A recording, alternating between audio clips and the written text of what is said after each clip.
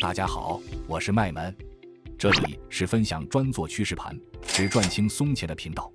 近期比特币又开始跃上金融世界的头条版面，包含 ETF 的通过、即将来临的减半，大家似乎对于未来发展或成长的幅度都非常期待。不过八爷也都说了，别人贪婪我恐惧，越是这种时候，我们越要谨慎，不要陷入 FOMO 错失恐惧的情绪之中。不知道你们第一次听到比特币是什么时候？虽然我也是号称永远18岁，但毕竟有10几年交易经验，圈子里的消息再传还是略有耳闻，所以大概在我幼儿园的时候就有听过这个东西了。不过我当时还是个小屁孩，比特币什么的我不懂，只知道布莱德比特，自然也就错过了3岁暴富的机会。那时候比特币一个多少钱我已不愿多提，说了也只是徒增伤悲。总之瞎扯先放到一边。加密货币这个领域啊，这几年真的是一个巨大风口，而且不是急升就是急衰，非常精彩。既然你已经点开了这支影片，不如带上一桶爆米花，让我来跟你们讲讲这今年的大事件。也请你一定要看到后面，事关重大，比特币喷成这样还能不能上车的重要观念。在正式开始之前，如果你还没订阅，记得帮我按下订阅小铃铛，也不要忘记看看旧影片还有资讯栏的连结，好东西都藏在里面了，不要说我没提醒你们。我们直接从最精彩的2021年开始说起。2021年出现了爆炸性的发展，不只是在币价上，相关衍生产品与领域也大量出现并迅速累积了来自全球的关注与资金。像是非同质化代币，或者大家比较常听到的 NFT， 当时掀起了好大的浪潮，原因不外乎是名人的加入。当时有许多网红、明星都换上了著名 NFT 的头像，例如 NBA 知名球星 Stephen Curry 就曾砸下18万美金买了一只猴子头像，甚至像周杰伦等艺人也凭借住自己的知名度与社群影响力发行了各种 NFT。 也因此 NFT 的价格一度扶摇直上，最高的销售记录是由数位艺术家派发行的 Merge， 最终以9180万美元的天价成交。还有迷因币的出现，原本没有什么技术价值，多为恶搞或嘲讽而出现，但因为市场的热度以及整体投资氛围正好，经常突然暴涨。当时特斯拉创办人伊隆马斯克一天到晚在推特上发有关狗狗币的推文，而每当他发文时，狗狗币就会直线喷高。不过这类型的加密货币终究只是一时热潮，币价来得快也去得更快，当时上车若没及时跳车的人，如今应该都已经是落水狗了。而 Web3、元宇宙、DeFi、GameFi 等相关领域的产品也如雨后春笋般大量冒出，在当时都造成许多投资上的热度。这种新形态商品推出的布局手法，到最后会不会像又是昙花一现呢？如果你对主力布局跟拉抬的手法不清楚，那你该去看我2022年11月发过的比特币影片。另外，比特币期货 ETF 也在2021年核准通过，是首个与比特币相关的 ETF。那么最近大量通过的则是属于比特币现货 ETF， 被美国证交会 SEC 阻挡多年后才成功通过。在后面的章节我们会更仔细说明关于整个比特币现货 ETF 与美国证交会 SEC 的爱恨情仇。2021年11月9日，比特币的价格创下历史高点的6万9美元，但我们可以清楚看到，在打破纪录之后，币价就此一落千丈，揭开了长达2年多熊市的序幕。后面更是陆续发生2起大规模悲剧事件，这种种的状况都严重打击了币圈投资人的信心跟资产。首先是市值曾经高达400亿美元、红极一时的 Luna 币，一夕之间落入死亡螺旋，币值狂泻了 99.9%， 在短短3天内就从80美跌到近乎为零，直接零高归零高，解你归解你。另一件事则是全球第2大加密货币交易所 FTX 破产事件。除了 FTX 外，其实那阵子也有不少交易所倒闭，但光是 FTX 一间，影响层面大概就是有100万债权人加上超过100亿美元债务的程度。一个是曾经挤进全球前10大与稳定币挂钩的加密货币，一个是曾经受到万人吹捧，大家都以为超级安全，于是把自己身家全部存进去的交易所，最后却像邓紫棋说的一样，全都是泡沫。但难道危机发生之前，我们完全无迹可寻吗？在赚钱的世界里，一直以来讲求的都是掌握信息差、阅读盘面的能力。而如今讯息量爆炸的时代，已经超越你我的小脑袋瓜可以反应的速度。为此，我积极投入超直觉波段软体的研发。开发的初衷就是要统整海量的讯息，提升用户判断的速度。将统整后的资讯利用阶梯排列、彩色 K 棒呈现，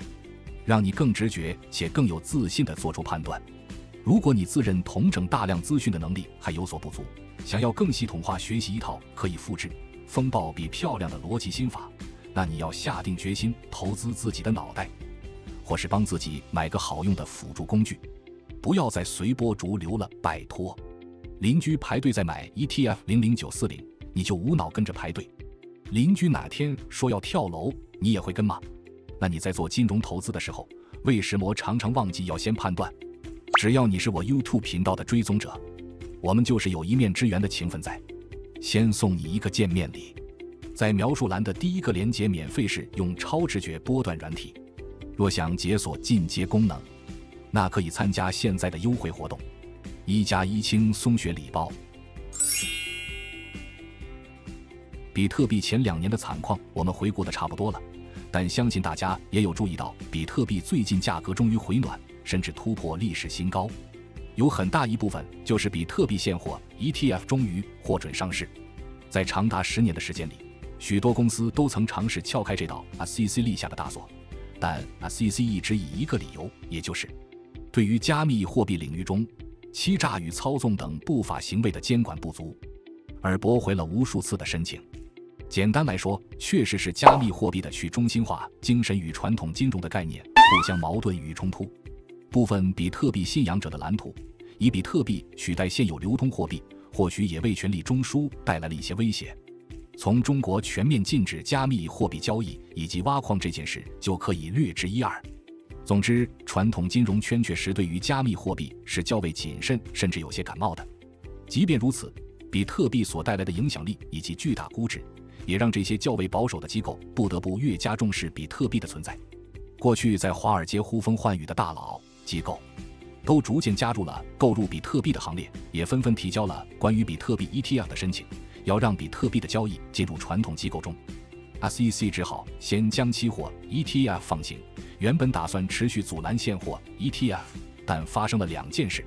第一，2023年6月，贝莱德加入申请的行列。要知道，贝莱德可是发行了500多个受到监管单位核准的 ETF， 比特币 ETF 可以说是他们多年来碰到的手根钉子。第二件事就是2023年8月，美国联邦法院的关键判决又给了 SEC 更多的压力。判决的前因后果是这样的：加密货币信托基金公司灰度在2021年申请把自己的比特币信托基金转为现货 ETF， 遭到 SEC 无情拒绝后，灰度只好哭着一状告到法院，进而宣告了 SEC 败诉。SEC 跟一群加密货币交易所之间本来就存在不少诉讼关系，当传统金融巨头也争相的想进入加密货币领域，挡在他们面前的就只有 SEC。那这面墙会不会变成众人开扁的对象？ SEC 还能继续挡吗？大家用膝盖想也知道答案吧。另外，美国国会那边也开始考虑要创建关于加密货币更全面性的法案。 SEC 如果希望保有它监管机关的地位，最好的方式就是核准通过，自己将比特币 ETF 纳入监管之中。虽然 SEC 后来还是嘴硬了好一阵子，在正式公布通过与否的前一天， SEC 官方推特甚至被盗用，并发布了一则关于比特币 ETF 已被批准的假消息。后来 SEC 主席才透过自己的账号发文澄清。好险这起荒唐事件并未影响到核准通过的事实，终于迎来比特币现货 ETF 正式上路的这天。传统投资人的加入让比特币需求大幅上升，也直接的反映在币价的涨幅上。至于台湾有没有机会自己搞一个比特币 ETF 出来呢？目前金管会是先发文禁止复委托购买比特币 ETF， 只能透过海外券商来购买，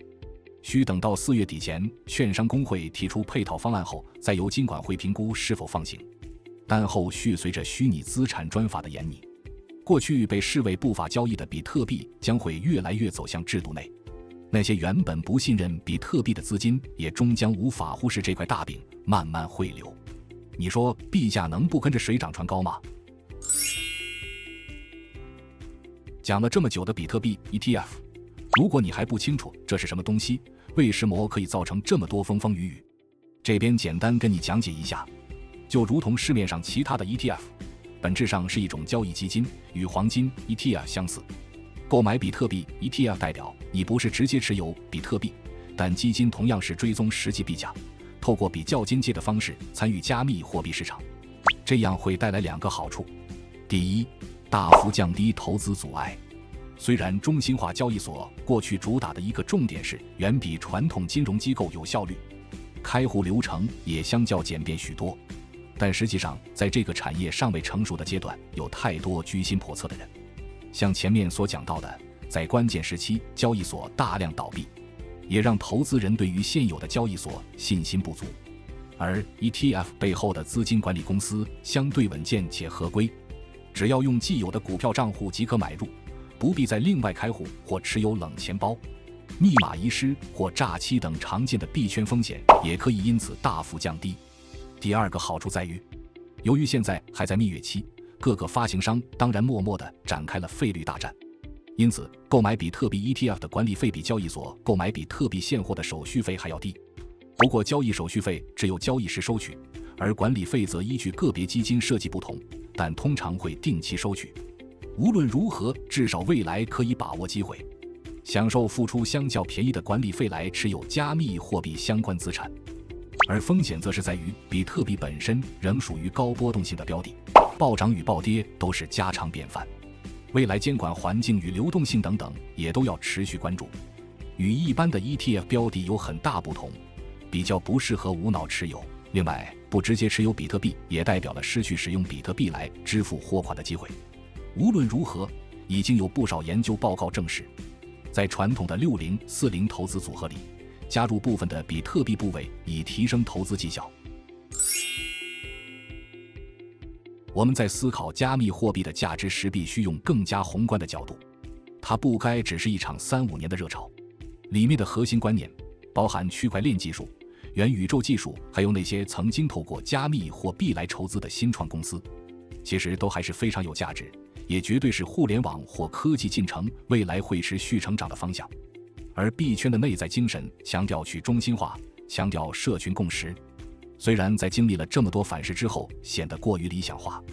但我们要知道，所有货币都是靠着社群共识才得以产生价值。因为我们相信美国政府不会倒，美金才产生了价值且得以在全球流通。虽然用货币来作为比喻比特币，但比特币不等于货币，毕竟货币的功能必须满足交换媒介、价值标准、延期支付、价值贮藏4个要件，但比特币的高波动性恐怕难以满足，而且现在货币系统的利益体系如此庞大，也不是加密货币能够轻易动摇的。只要是在地球上，比特币就无法取代货币。虽然在地球上不能，但如果是在火星上呢，恐怕会夯到爆炸。不要觉得我在浮夸，人类未来的发展会多离谱，很难说的。你当初还在拿 BB 扣的时候，也没想过未来竟然出现能占据你1半时间的触控手机。脑洞开完，我们继续说回加密货币本身的风险。除了价格波动太大之外，诸如交易所倒闭了、热钱包被害或搞丢私钥、助记词，再到冷钱包遗失等等，大家可说有100种搞丢自己资产的方式。更别提加密货币领域本身投机者就特别多，一天到晚有项目方卷款跑路、诈骗、假网页等等。好在现在有了比特币 ETF 这个选项，诚如前面所说，购买比特币 ETF 并不等于直接购买比特币，这可以帮你避掉上述各种一息破产的可能性。原本加密货币的投资人大多杠杆开到最大，短线杀进杀出赚点小行情，以满足内心封印不住的赌神心态。如今可以透过持有 ETF， 类似买进台股 ETF 0056、00878之类的长期投资模式，反而可以比较放心的从短冲转为长期投持有。长期持有就是波段投资的概念之一。今天不管你是老板、创业家、上班族、家庭主妇，不管交易什么商品，大部分的人都没有时间去研究各商品的基本面，而我也宁可打游戏追剧，也不想去盯盘。多数投资人期待每天都有买卖赚钱的机会，简单说就是短进进出，当天钱会入账最安心。但我不要每天都要去赚钱，而是减少出手频率，实现花在寻找大机会，一次赚多一点。这种模式的满足感跟成就感，不是每天赚菜钱可以比拟的。当然，大行情不会每天有，我更推崇挖掘大行情发动的征兆，进场就无脑爆大波段，认真赚一趟，别人可能要短冲30趟。如果你没有遇到擅长玩波段的学习对象，可以在这部片描述里的第一个连结报名我的波段教学优惠活动，1+1轻松学礼包，软体试用是免费的。不过无论如何，我一定要再提一次开头说过的，当是场贪婪热度过高时，我们一定要步步为营，切勿 formal。 提醒这么多也绝对不是要你忽略趋势跟市场对着做，有车朝你冲过来了，当然是要顺着方向跑，不要给我傻傻跟他对撞，找出趋势，跟着趋势赚钱，就这么简单。要退潮了，要知道赶快跑，不然大家会发现你没穿裤子。最重要的还是那句 DYO or do your own research， 都很知道自己每个决定在干嘛，就可以安心躺平。 Enjoy your trip to the moon。 今天的影片内容以我多年来研究波段投资的逻辑思维出发，如果有一句话或者是一个观念可以帮助到你或者得到启发，要我继续剪个3天3夜的影片回馈给社会大众，都非常值得。辛苦可以一阵子，而不该是一辈子。不盯盘不短冲，只做趋势盘，这是我的理念。如果你认同，并不想错过最新影片的分享，请记得订阅我的频道，开启小铃铛。如果你想让身边的人跟你一起提升生活品质，达到财富自由，然后一起去游山玩水，别忘了把影片分享给他，这样你不但自由，而且不孤单。真心的祝福为这部影片按赞的朋友们早日财富自由。有什么心得想和大家一起分享，请留言告诉我哦。我是麦门，我们下次见。